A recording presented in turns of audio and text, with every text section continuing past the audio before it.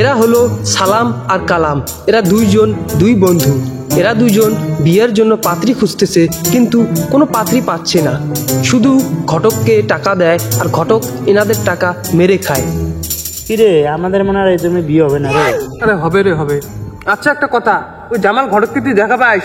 ও তো টাকা নিয়ে গেল, কিন্তু মেয়ে দেখার কোনো নাম নাই। ও তো টাকা নিছে, ওকে তো আমিও দেখা পাইনি রে। ও টাকা নিয়ে কই গেল? শালা ওকে একবার দেখা পাইলে। আমার এখন মনে পড়লো তোর কথাটাকে। ওই যে জামাল ঘটক।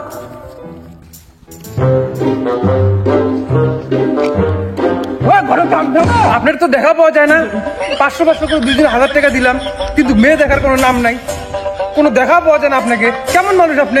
দেখো ভাই, তোমার জন্য আমি 2টা পাত্রী দেখছি, একদম বিয়ের জন্য ফাইনাল, কিন্তু আধার কার্ড চেক করে দেখি বয়স হয়নি। ভাগ্য ভালো, অল্প জন্য বাল্য বিবাহের ক্ষেত্রে খুঁজলাম না। আর কি কোনো পাত্রী নাই? নাই ভাই, আর কোনো পাত্রী নাই, আমার কাছে একটাও নেই। তাহলে আমার 1000 টাকা ফেরত দেন। হ্যাঁ ফেরত দেন। এই টাকা দেওয়া সম্ভব না আমার। কেন? কারণ আমার রক্ত 0 হয়ে গেছে।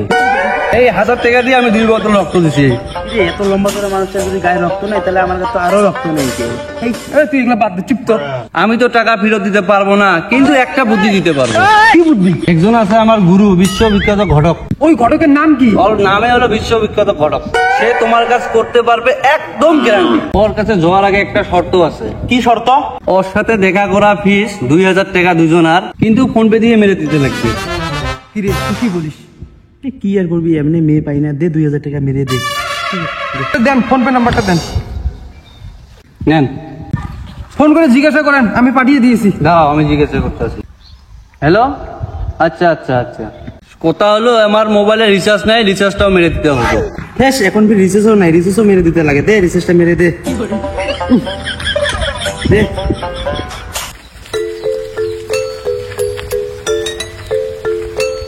এখন তোমরা যাও, আমার কাজ শেষ। কেন, আপনি ভিতরে যাবেন না? কারণ আমি গেলেও 1000 টাকা ফিস দিতে হবে। ঠিক আছে, তাহলে আপনি যান। তোমরা যান, আমি যাই। আসসালামু আলাইকুম বিশ্ববিখ্যাত ঘটক সাহেব। ওয়ালাইকুম আসসালাম, বসেন।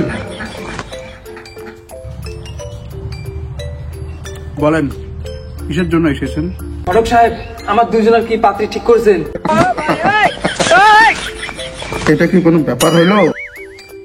এটা বিশ্ববিখ্যাত ঘটক না পানুয়ে ঘটক? খালি পাঞ্চা ভাই, তুই একটু কথা বেশি বলিস। আমার এই মোবাইলে সব কিছুর একটা সিস্টেম আছে নাকি?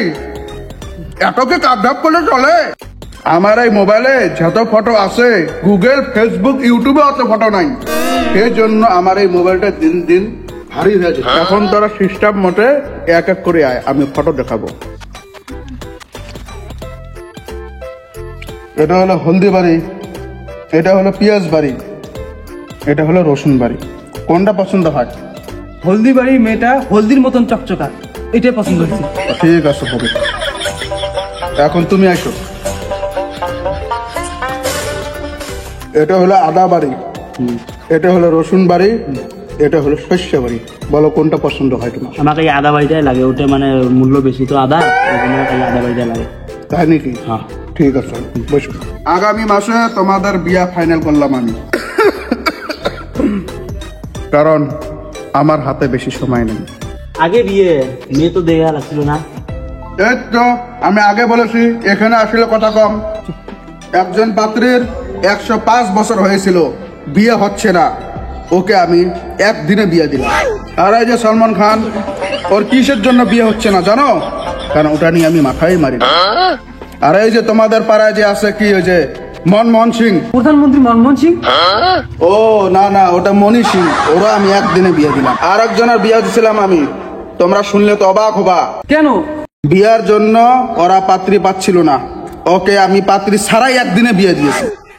পাত্রী ছাড়া কিভাবে বিয়ে দিলেন? ওটা তোরা বুঝবি না, ওটা অন্য মায়ের। পাত্রী দুইটা খুব ভদ্র, শান্ত, শিষ্ট, নামাজি, বিশ্ব সুন্দরী।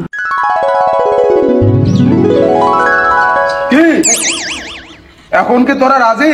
হ্যাঁ হ্যাঁ, রাজি রাজি রাজি। হ্যাঁ, ঠিক আছে, এখন তোরা আসতে পারো।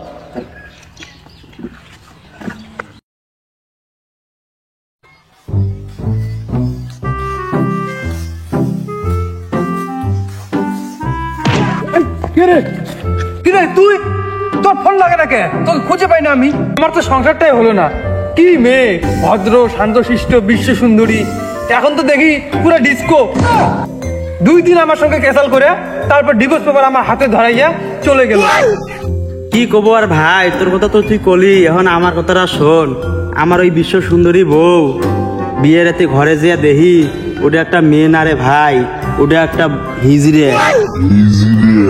কি, তোকে হিজড়ার সঙ্গে বিয়ে দিছে? আরে ভাই, আমি ওই লজ্জাতে বাল্টিক মাদত করে দিয়ে ঘুরতে আসি। আমার যা অবস্থা রে ভাই, বিয়ের 2 দিনে বউ তালাক। আমি সেই শর্মে এরকম করে ঘুরতেছি। এখন ভাই ওই ঘটককে আর ছাড়া যাবে না। চল। ওই শালা ঘটক, পান খাওয়া ঘটক আমার ফোনটা তারও 2000 টাকা নিয়েছে, আমার মোবাইল রিসিভ। চল শালাকে ধরবো আজকে। চল চল চল। ঠকাইছে এই বালের গোবর, আমি ঘটক রাসূল সাল্লাল্লাহু আলাইহি সাল্লাম বিয়ের ব্যাপারে বলেছেন, নিজে জেনে শুনে পছন্দ করে বিয়ে করো। এই ধরনের প্রতারক ঘটকের পাল্লায় পড়েন না, সতর্ক থাকুন।